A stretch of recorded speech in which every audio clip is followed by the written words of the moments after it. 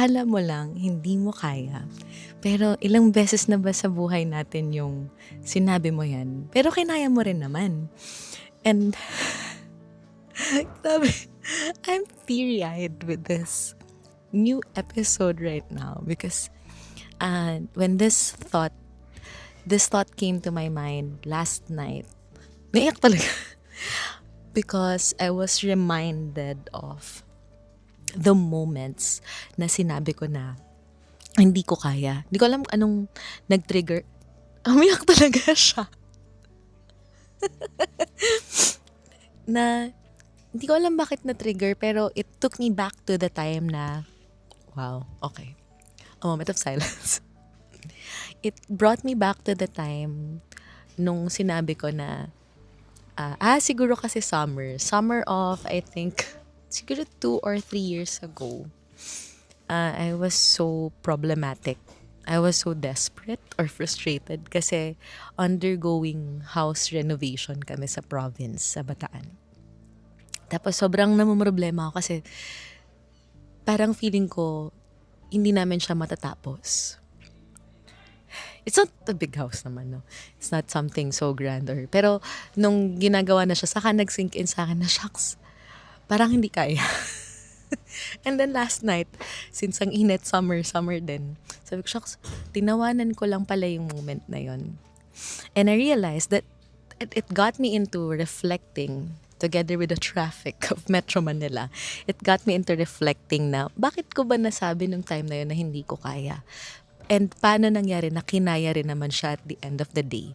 And I think one of the realizations is, minsan hindi naman talaga that hindi mo kaya, but it's just that hindi mo palang sinusubukan or you're not yet opening yourself to the chance or to the possibility of trying it out.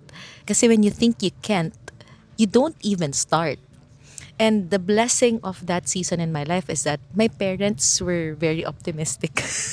They were optimistic na matatapos namin siya or parang kakayanin siyang unti-untiin. And so now, tapos na yung structure ng bahay. It's not yet fully furnished, pero I just can't believe na natapos yung structure niya, the walls and all, ganyan. Na I can vividly remember how many days or how many weeks I would be crying over it kasi parang feeling ko hindi siya kakayanin.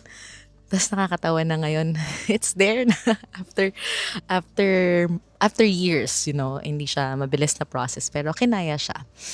But yeah, that main concept na when you think na hindi mo siya kaya, kung sa simula pa lang iisipin mo na hindi mo siya kaya, you will not even dare to begin. And so I'm just here to record this episode because maybe you are at a point in your life na feeling mo hindi mo kaya tong gagawin mo. Posible na moving on siya. Moving on from, not just a heartbreak from a relationship, but also a heartbreak from a job, a heartbreak from a business, or a heartbreak from a friendship, no? Na parang you're at the point na parang hindi ko kaya mag-move on dito. O kaya it's something na you wanted to start a project or a business na parang, or maybe similar sa akin, house renovation na parang hindi to kaya mga best, parang ganyan.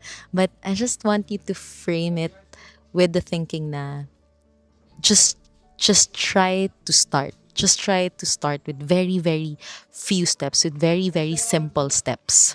Because I realized you don't really need much confidence. You don't need to have a lot of confidence. But you need even just a little bit of confidence na parang kaya ko to.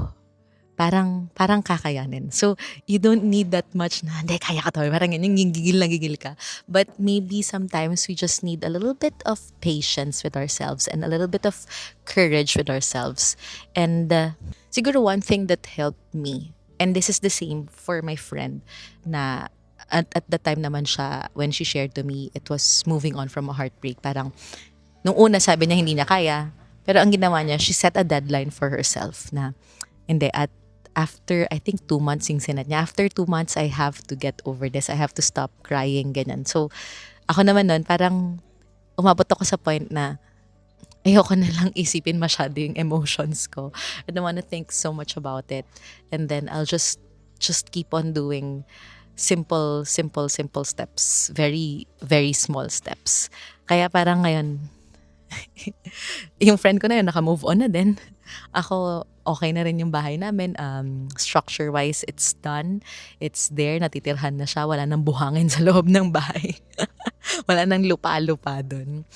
But, I just wanna remind you na akala mo lang hindi mo kaya until one day, until natapos mo na pala siya, okay ka na pala. Or akala mo lang hindi ka makaka-move on, tas marirealize mo okay ka na pala. Because it's not that hindi mo siya kaya, but hindi ko pa kaya. Especially when we're on our down, yung most down na moment natin, yung most depressed na moment natin. Technically, hindi natin siya kaya pero pwede mong lagyan ng pa. Hindi ko pa kaya. Hindi ko pa siya masyadong kaya, pero kakayanin ko siya. And that you're giving yourself a chance that in the future or after a few months or after a few weeks, after a few days, kaya ko na siya. No, hindi you're not putting a dead end to it na hindi mo talaga siya kaya. Kasi pag ginana natin yung sarili natin, wala talaga mangyayaring progress. And how do we help ourselves in this process? No, one thing that we can do is borrow confidence from our past. And this is what I love na if you can't believe in yourself right now, believe it from your past. Balikan mo yung mga moment na dati akala mong imposible pero kinaya mo pala because we can borrow confidence from our past, and most especially we can borrow confidence from God's grace because honestly, I don't think na talagang kakayanin natin yung malalaking struggles natin in life unless we were given God's grace. Meron pa akong siguro isa pang pinaka-frustrating moment ko in college was nag-walling ako sa nag-walling ako sa Palma Hall sa UP nun. Kasi hindi ko mabayaran yung tuition. Tapos graduating year yon. Nagsabay-sabay yung student loan, yung thesis na naiyak ako. And that was, I think, one of the most frustrating moments of my life when I was younger, parang younger years, was that hindi namin mabayaran yung, parang hindi ko alam saan kukunin yung tuition fee. Kasi at the time, hindi pa libre to study in UP. Naabutan ko yung era na may bayad. So, I was so, parang, helpless, I think is the word, na parang, shucks, graduating year na lang, hindi pa makalusot, ganyan. And then, you'll realize later on na kinaya naman, nakasurvive naman, nakabayad naman. It's always thank you Lord for the grace. Parang when you kasi borrow from your confidence in the past, you realize na everything will work out pa rin naman in the end as long as you don't give up. Everything works out as long as you don't give up. Another frustrating, ito adulting moment naman. I was about to sign with a company. Nalilipatan ko. As in, JO na. Tapos yung JO na, biglang ni-retract. Ang problema, nakapag-resign na ako dun sa previous employer ko. So, what now? Diba? Parang, hala. So, I just kept on trying. I did not give up, kumbaga. I kept on trying with other companies, and then I landed a job that was really, really good. Environment-wise, milestone-wise, it was parang it all worked out in the end. And it opened so many doors of opportunities for me. So, balikan mo yung mga moment. That's one thing I want you to do right now. If meron kang gustong gawin, pero feeling mo hindi mo kaya, borrow confidence from your past. And when you try to give it a shot, it's not always gonna work out right away. You will still face rejection. You will still face a lot of mga closed doors, if I may call it like that. But you just keep on knocking. And when you keep on trying, it gives you a chance to have another shot. And that's what we can try to do now, is not be stuck and not put a dead end on what we are trying to do. Just take that leap of faith. Literally, no? It's a leap of faith. So, 2 things that you can do. Number 1, don't say na hindi mo kaya. Pwedeng sabihin mo na hindi ko pa kaya, pero kakayanin ko siya. So just try to tweak it. Don't put a dead end to it. And then number 2, borrow confidence. Borrow confidence from your past. And then the last thing that I want you to have is think of the 5 loaves and 2 fish from the gospel. I mean, if you're a believer as well. I love that story because you will always think that you're not enough.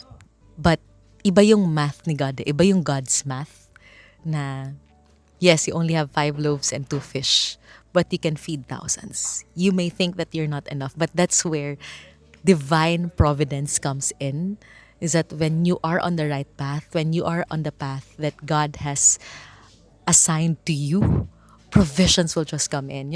I can always say that I'm not enough, I'm not worthy, but I can't believe where it has taken me. Event hosting alone, I cannot say that I'm the best of the best, but I can say that I do have some skills that could bless others, bless events and conferences or mga ganyang event.